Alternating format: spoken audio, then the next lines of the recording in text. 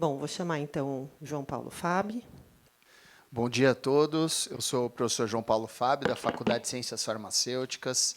Espero que todos sejam bem-vindos a esse evento. Como a Flávia falou, o ano passado nós fizemos um evento da saúde da mulher e devido a pedidos, porque sabemos que a mulher, de uma maneira geral, se cuida muito mais do que o homem.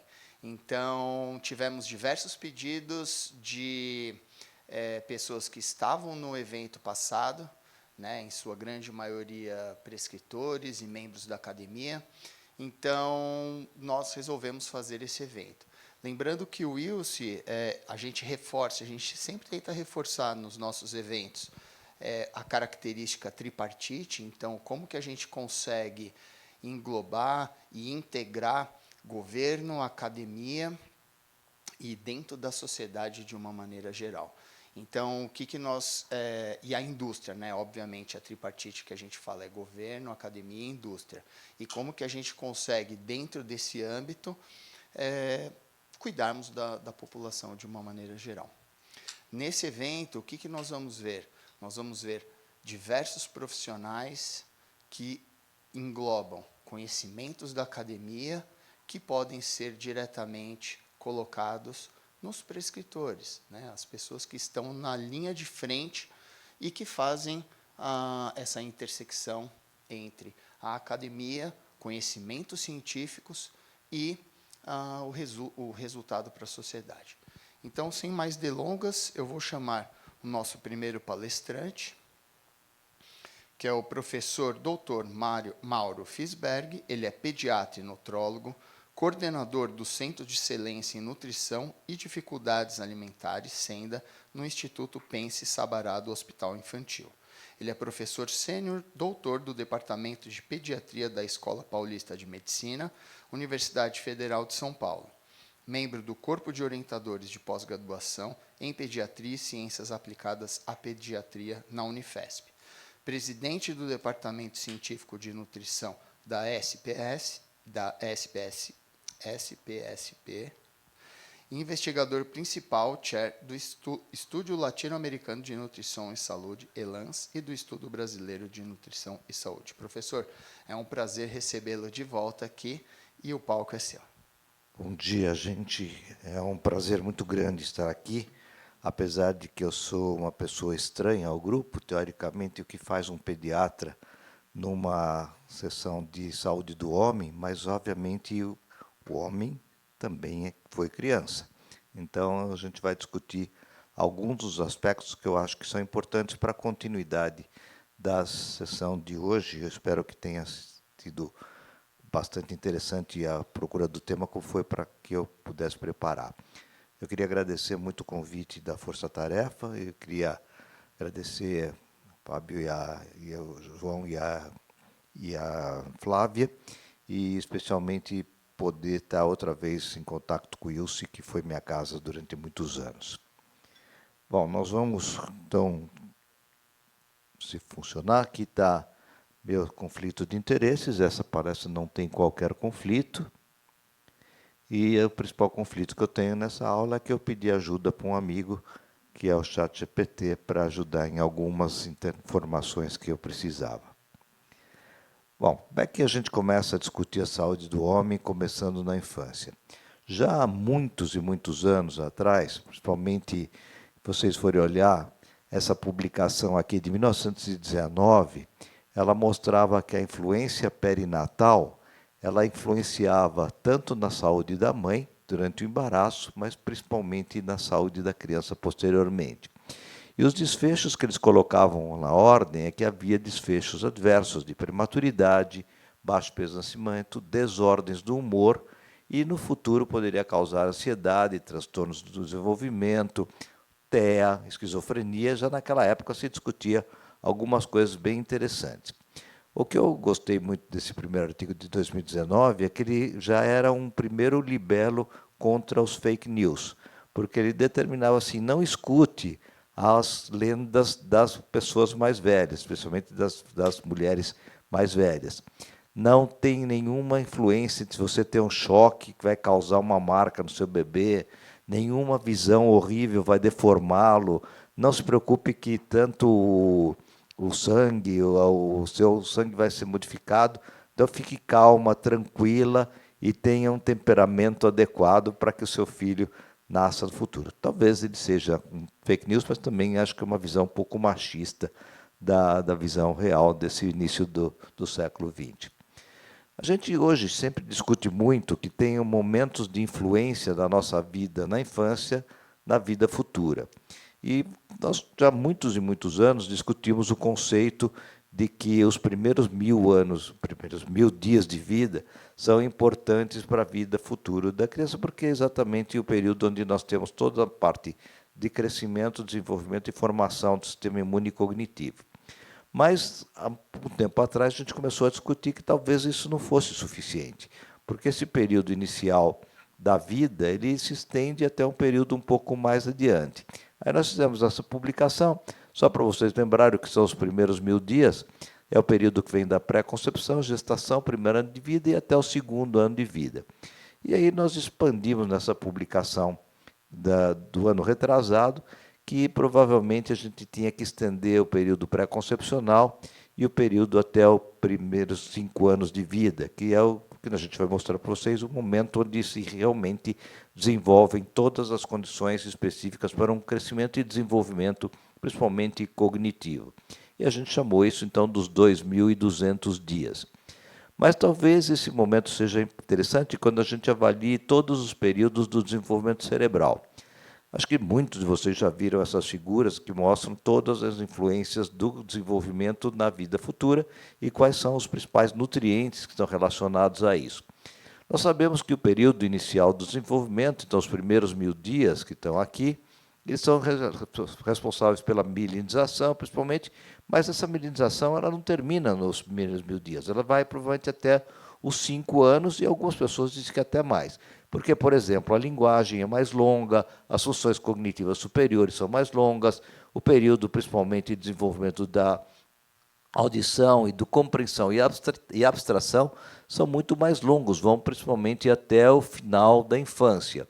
E algumas coisas, obviamente, vão até o início da vida adulta e provavelmente algumas das funções vão ser contínuas durante toda a nossa vida.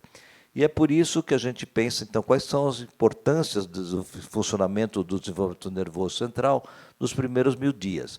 Porque nesse período a gente forma, principalmente, as estruturas primárias e a formação de processos. Então, a planificação, atenção, inibição, multitarefas, que é baseado na milinização e velocidade do processamento. O desenvolvimento sensorial, capacidades motoras, o aprendizado e memória, visão, e especialmente algumas coisas como o desenvolvimento social e, posteriormente, o afeto e recompensa. Mas esse processo, ele, teoricamente, então, ele não se encerra nos primeiros 1000 dias. Ele deveria ir para frente, porque alguns nutrientes que nós vemos que são importantes durante todo o período da vida, por exemplo, eles têm uma função muito mais ampla do que nesse começo de vida. Mas alguns nutrientes a gente tem que ficar muito de olho nesse período inicial dos primeiros 1000 dias. Por exemplo, o folato e o iodo, a vitamina D, o ferro, a colina, o ácido docosahexaenoico e todo esse processo que nós vamos ver. São alguns nutrientes que se responsabilizam pelo processo cognitivo inicial. Mas a gente sabe que provavelmente a coisa é muito mais complexa. Esse trabalho que saiu bastante recente, ele mostra que existe uma relação entre o neurodesenvolvimento, funções e alguns nutrientes. Por exemplo, desde o processo anatômico, por exemplo, até o funcionamento químico, a fisiologia e o metabolismo. E nós sabemos que, principalmente, alguns exemplos são mais importantes, obviamente, são proteínas, carboidratos, os micronutrientes e as vitaminas específicas para cada uma das áreas que nós vamos ver no desenvolvimento. Bom, então nós discutimos a importância da nutrição nos primeiros 1000 dias. Isso aqui é padrão, a gente já sabe, e provavelmente até os 2.200 dias. Mas eu sou ebiatra. E como ebiatra, a gente acha que a coisa não termina nos primeiros 2.000 dias. A gente vai até um período maior. E eu coloco, então, uma situação que foi vista em conjunto com a Academia Americana de Pediatria, de que os 1000 dias não são suficientes, os 2.200 dias não são suficientes, e a gente vai até um período maior, que não está funcionando. Então, é o período que vai da pré-gestação até os 5 anos de vida, que são os 2.200 dias, e a gente vai colocar que existe um outro período que vai até o final da adolescência, que é o final dos 19 anos de vida, e que a gente chama, então, de 1.000 semanas. E é por isso que a minha aula se chama dos 1.000 dias às 1.000 semanas, que é exatamente o período do crescimento, desenvolvimento, primeiras experiências, cognição e especialmente desenvolvimento social. Aí vocês vão falar, bom, a saúde do adulto continua depois. Sim, a saúde continua, mas esse período é básico para que nós não tenhamos nenhum problema posterior. Tá? Eu vou passar rapidamente, principalmente, quais são os principais problemas que nós temos nesse período. O primeiro, obviamente, é o estado nutricional. O estado nutricional nós sabemos que é uma coisa que vamos carregar, infelizmente, para o restante da vida, se nós não fizermos algumas atuações. E o CISVAN de 2024, ele mostra que, principalmente na faixa etária pediátrica, nós estamos tendo uma série de consequências específicas do estado nutricional. E a gente vê que, por exemplo, o aumento do sobrepeso, principalmente na faixa etária pediátrica, em torno de 43%, e somando com mais 20% do estado nutricional de obesidade, a gente vai ter quase 60% do estado nutricional alterado para mais, então para sobrepeso e obesidade, na infância e na adolescência, que explica o porquê na fase adulta nós tenhamos mais de 60% da nossa população com excesso de peso. Uma outra situação importante que nós temos é que a adolescência, que é um período de, principalmente, maior consequência na saúde posterior, é um período de grandes mudanças. E eu coloco aqui uma homenagem à minha ídola da infância, que é a doutora Olivia Hussey, que é a atriz de Romeu e Julieta inicial, e que, na música do Shakespeare, ela colocava o que é a adolescência. É um fogo impetuoso que, normalmente, ele tem uma mudança muito rápida e que ele é também fogo e desejo. Na adolescência, a gente tem mudanças psicossociais intensas, crescimento e desenvolvimento, maturação sexual e puberdade, e nós temos a maturação óssea e cognitiva. Mas, na maior parte das vezes, nós temos algumas alterações como a imaturidade psicossocial, a negligência de cuidados, principalmente a gente abandona a adolescência. A adolescência é a fase que provavelmente menos contato tem com os recursos de saúde, porque eles acham que não é necessário e a família também acha que não é necessário. Mas é um período de aquisição de hábitos, de comportamento, estilo de vida, que vai ter consequência para a vida adulta, como todos sabem. E aí a gente muda, por exemplo, de uma sociedade que, teoricamente, deveria ser essa muito linda, que é um período de transição para a vida adulta, e a gente acaba tendo alguns problemas de desenvolvimento, em que a gente vê que a nossa adolescência ela é hoje um fruto de problemas do medo e da raiva e de uma relação específica contra a sociedade. E, infelizmente, é o grupo etário que tem a maior mortalidade de todas por causa da violência. Bom, quais são os fatores de risco para a saúde do adolescente que vão ser levados para a vida toda? Primeiro, problemas familiares. Tenho que lembrar que cada geração se comporta como a anterior. A gente sempre acha que é a primeira vez que o adolescente está virando, ele é diferente de todos, o adolescente se acha diferente de todos, mas, na verdade, ele é tão diferente quanto os pais deles na época de adolescência. Mas a adolescência é um período de primeira vez em quase tudo. É o início das atividades sexuais, é o início dos problemas tanto de relacionamento sexual, como também o risco de ter doenças e ter a gravidez, que não é uma doença, mas é uma situação bastante complexa para a vida deles futura. É o início de contato com drogas legais e ilegais, principalmente tabaco, álcool, drogas inalantes, a violência urbana, escolar e econômica, abusos, formação de gangues, início de atividades desportivas, mas principalmente o grande problema é que a gente tem a alimentação como fator de risco. Consumo de alimentos inadequados, o problema de utilização de refeitórios ou cafeterias nas escolas, que nem sempre são problemas muito simples, os horários incertos, ou o excesso ou a falta de atividade, as mudanças de alimentação, como os vegetarianismos e modismos, o problema que ele traz, a obesidade da infância, as compulsões alimentares, os distúrbios e transtornos alimentares que vocês vão ver mais tarde na aula do TAC. E a gente lançou alguns anos atrás esse primeiro livro, que é Quantas Dúvidas a Gente Tem, e a gente fez perguntas e respostas que os pais têm sobre a adolescência e que os adolescentes têm sobre eles mesmos, e a gente procurou tentar ajudar um pouquinho. Bom, além disso, nós temos hoje um grande problema, que é a situação que nós vemos tanto na infância, como na adolescência, como na vida adulta, que é o grande problema com as preocupações que nós temos com a malnutrição. Alguns anos atrás, nós chamávamos do duplo problema da alimentação, que seria o risco da desnutrição com o risco da obesidade. Hoje nós temos o risco do excesso de peso, nós temos a baixa estatura, nós temos a deficiência de micronutrientes e as condições nutricionais de excesso. Nós temos riscos que vão da baixo peso e emaciação até a baixa estatura nutricional, o excesso de peso, a carência de micronutrientes e o sedentarismo, como nós vamos ver. A obesidade cresce no mundo todo e cresce muito na faixa etária dos jovens também. Aqui vocês veem a tendência de obesidade em adolescentes masculinos e femininos, e vocês veem que em todos os países do mundo existe uma tendência, mas essa tendência tem aumentado principalmente nos países mais pobres, com um nível social e econômico mais baixo e com maior risco social e econômico. Bom, essa é uma situação que acontece também na América Latina. O estudo ELANS, que a gente estava conversando, que é o estudo latino-americano de nutrição e saúde, com mais de 60 trabalhos publicados nos últimos 10 anos, nós fizemos uma amostra das populações latinas de vários países da América Latina e estratificados por localização geográfica, sexo, idade, nível social e econômico. E aqui eu queria mostrar os dados só de adolescentes. E os adolescentes latino-americanos têm uma grande prevalência de excesso de peso, que varia muito de acordo com o país, mas a média brasileira é muito parecida com a média latino-americana, que é uma média bastante incômoda, que tem quase 30% da população com excesso de peso. Bom, aqui no Brasil nós temos alguns estudos que corroboram esses dados latino-americanos. O estudo ERICA, que muitos de vocês conhecem, foi o maior estudo em adolescentes brasileiros.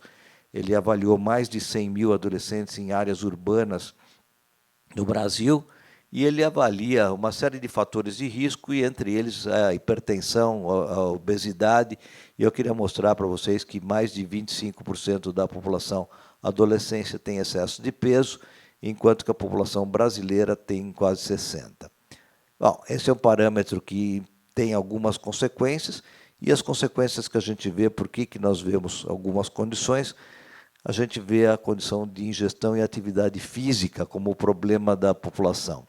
Esse estudo que a gente coordenou aqui no Brasil, com uma amostra representativa da população brasileira de adolescentes, a gente viu que o estado nutricional da população brasileira de adolescentes é igual ao que a gente viu no ERICA, mas o que é interessante é que tem uma relação diferente entre os adolescentes e o adulto jovem. Então, a gente considerou aqui no nosso estudo adolescente só na faixa final pós-púbere, de 15 a 19 anos, e a gente avaliou a faixa de 20 a 25 anos. E a população adulta jovem é uma população de transição entre a população adolescente e a população mais velha, e a gente vê que ela se aproxima mais em termos de número da população adulta. Vocês veem que sempre o adolescente é menos comprometido do que a população adulta jovem. Mas em relação à alimentação, essa população é muito complexa. Quando a gente avalia o que eles comem, a gente vê que alguns nutrientes, como por exemplo cálcio, ferro, zinco, magnésio, têm uma deficiência quase que total de ingestão, enquanto que eles têm uma ingestão excessiva de sódio, bastante importante. Isso aqui é para a população masculina, aqui é para a população feminina. A gente tem mais de 100% de inadequação da ingestão de cálcio, porque eles não tomam lácteos, como vocês sabem, e a ingestão de cálcio é extremamente complexa. Mas outros nutrientes também são importantes, como o ferro, magnésio e, especialmente, como eu já disse, o sódio. E outro problema deles é que eles são extremamente sedentários. E se eles são sedentários, eles vão ter um fator de risco ainda maior. e aqui a gente vê avaliado por 2 métodos. A gente avaliou aqui por uma condição de questionários, em que a gente pergunta para o adolescente o tipo de atividade, que é o estudo IPAC, que vocês conhecem para a América Latina e no mundo todo, e o IPAC foi adaptado para a população latino-americana, e a gente vê que a nossa população brasileira, aqui a latino-americana, em vermelho, são insuficientemente ativos, e é quase 50% da população. Só que aí a gente foi avaliar por acelerometria. Quando a gente avalia por acelerometria, que é um método mais complexo de avaliação da atividade física, a gente vê em vermelho que a nossa população latino-americana, mais de 80% dela é inativa.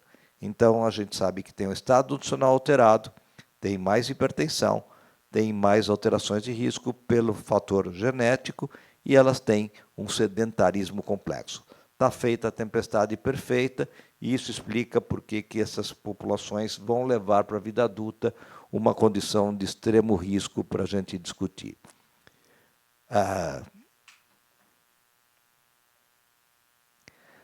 Em relação à atividade física, um dos estudos mais interessantes que a gente tem da avaliação dessa população é o estudo que foi avaliado pelo estudo ERICA, como eu disse, da população latino-americana, brasileira de cidades urbanas. E aqui é avaliado por 2 situações: a prevalência de inatividade física, de menos de 300 minutos por semana.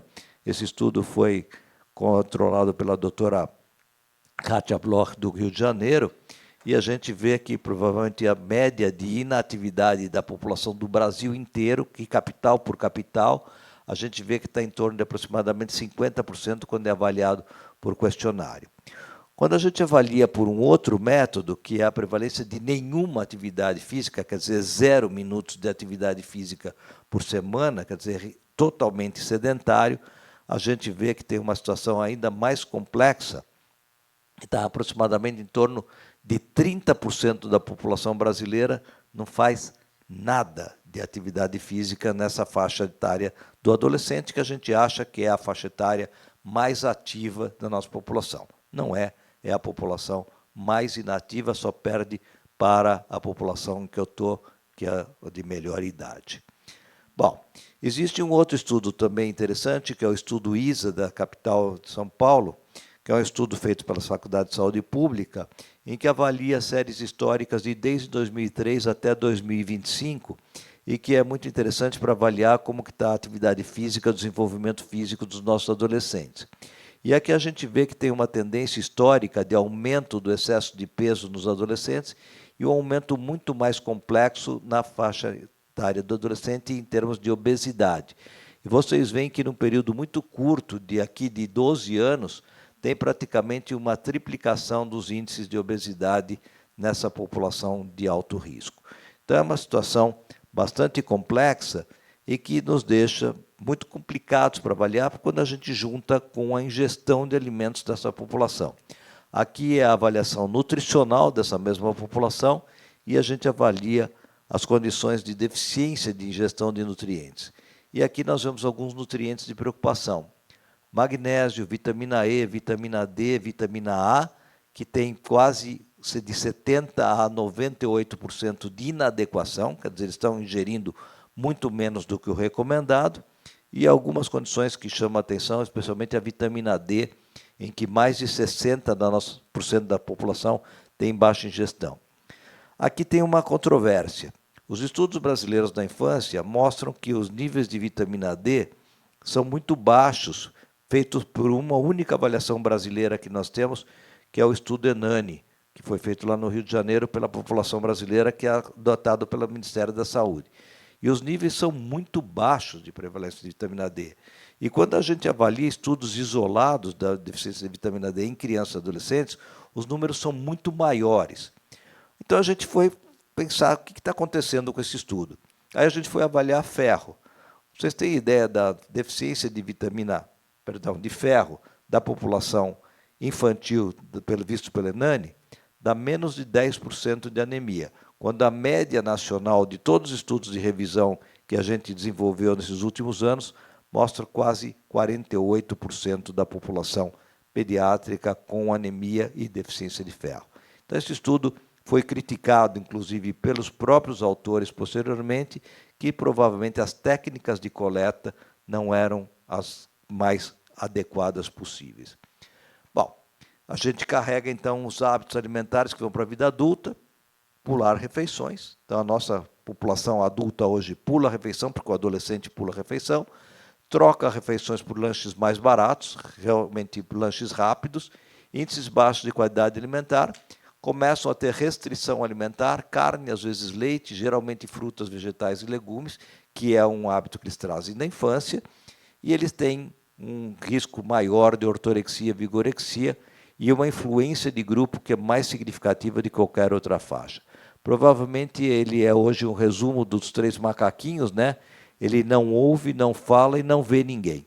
Então esse é o nosso adolescente de hoje e por isso que ele é um elemento de risco.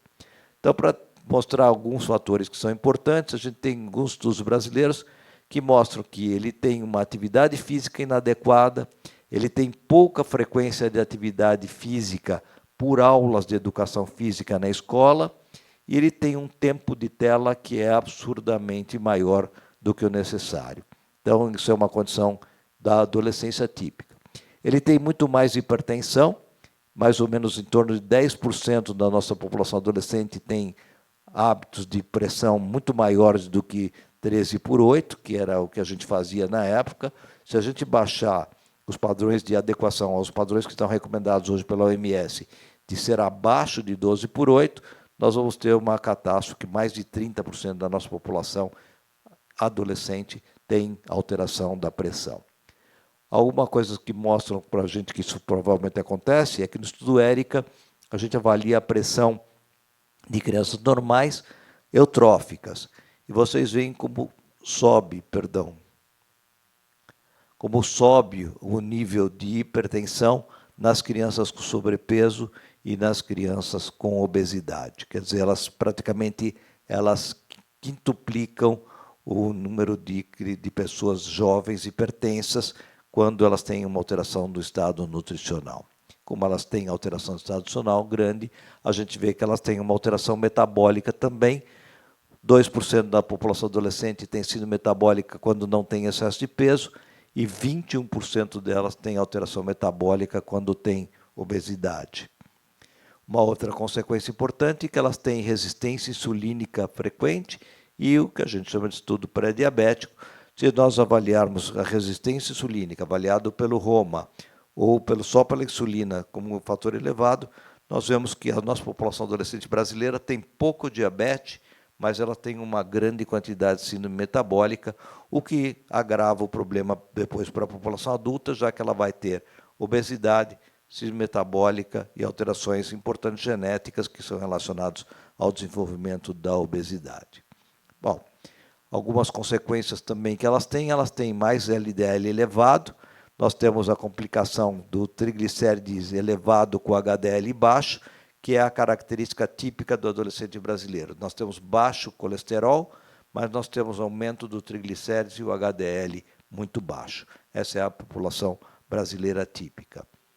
E a última coisa é o risco cardiovascular precoce que essa população tem, que mais ou menos em torno de 18% tem fatores de risco indicativos por uma combinação de fatores de risco que a Sociedade Brasileira de Cardiologia está avaliando, que determina que combinação de excesso de peso, hábitos de vida, alterações do colesterol, triglicérides, da glicemia e insulina determinam um fator de risco futuro muito precoce. E isso chama atenção. Por isso que a gente tem que ficar muito preocupado quando que nós vamos intervir quando a situação está alterada. Esse é um caso típico que foi avaliado há muitos anos na internet, que todo mundo já ouviu falar desse caso. É um bebê que comia muito quando era bebê, com 2 anos já era um obeso importante, com 4 anos ele era muito mais, com 10 anos ele já era um obeso mórbido e chegou aos 15 anos com essa situação clássica. A gente pensa, então, quando que a gente intervir? Se eu tivesse intervido, provavelmente na época que essa bebê comia esse tipo de alimento, provavelmente eu teria condição de ter uma condição adequada mais frequente no futuro. Então, reflexões futuras, para o final, para vocês avaliarem, é que não dá para pensar hoje na saúde do homem sem pensar na base, gestação, infância e adolescência. A prevenção ainda é o mecanismo mais eficiente para impedir as doenças do adulto, se eu trabalhar nessa faixa etária pediátrica, e intervenções mais precoces facilitam o tratamento da vida adulta. Eu estou à disposição para perguntas e eu acho que estou dentro do meu tempo total que foi me previsto. Muito obrigado, Flávio.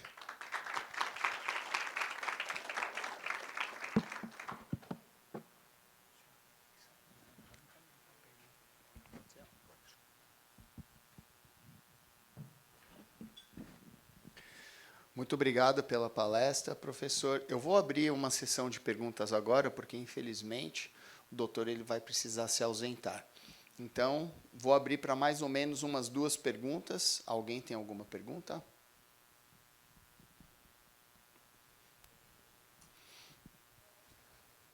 Eu queria... Bom, levantou, então.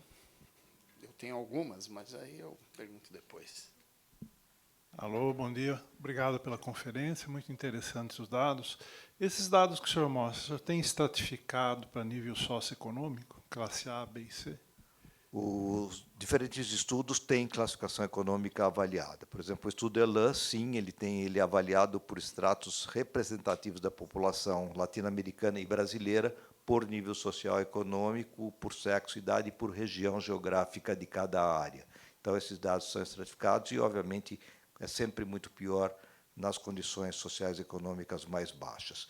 Então, todos os aspectos são hipertensão, obesidade, diabetes, síndrome metabólica, todos eles são relacionados ao nível social e econômico, com um aumento na população mais carente. O estudo ERICA ele é avaliado em população escolar só, e a população escolar como um reflexo da população. Ele também é avaliado por nível social e econômico, são escolas de nível público e escolas de nível particular que foram avaliadas em todo o país. Então, todos os estudos maiores que a gente tem brasileiro, o estudo PENSE, o estudo ERICA, o estudo ELANS, o estudo EBANS e o ISA são classificados por nível social e econômico e por região estratificada de cada área.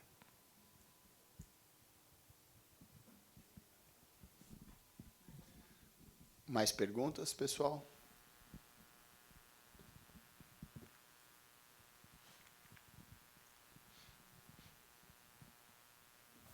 Olá, bom dia, tudo bom, doutor? Parabéns pela apresentação. Você acha que existe evidência científica suficiente para a gente concluir que alguns nutrientes são fundamentais no período de gestação para minimizar esse impacto de obesidade? Sem dúvida. Se a gente avaliar o conceito da gestação na verdade, de 180 dias, que é o conceito que saiu lá na Universidade do ABC com o professor Peixoto, na verdade, ele discutia que tinha uma importância muito grande o período que a família ia se preparar para a gestação e que, nesse período, que a mulher deveria ser avaliada com muito mais cuidado. E ele era bastante, apesar de ser ginecologista, ele era uma pessoa bastante interessante, porque ele via que também a saúde do homem, nesse ponto de vista, era importante, então, do ponto nutricional. Então, ele avaliava que o estado nutricional é importante, a ingestão de nutrientes chaves. Então, já, obviamente, além do ácido fólico e do ferro, ele já determinava que algumas vitaminas e minerais eram muito importantes. Quando a gente avaliou o conceito dos 2.200 dias, a gente avaliou que o risco, na verdade, existe para a colina, para a deficiência de leucina, para a deficiência de vitamina A, vitamina C, vitamina D, ferro, magnésio, cálcio e zinco. Esses são os elementos básicos. O selênio, que a Silvia gosta, também é um fator de risco para essa população em alguns locais de moradia, principalmente nos lugares onde o selênio tem baixa biodisponibilidade por causa do problema do solo. Então, são fatores que são muito importantes já no período pré-gestacional. E vão ser importantes, obviamente, durante a gestação. Uma coisa que a gente sempre briga um pouco com os nossos obstetras é que a gente tem que manter a relação de alimentação adequada e suplementação durante toda a gestação, e não apenas no início da gestação, porque a gente vai manter um estado nutricional adequado para essa gestante, pensando já na lactação e no desenvolvimento dos primeiros 5 anos de vida.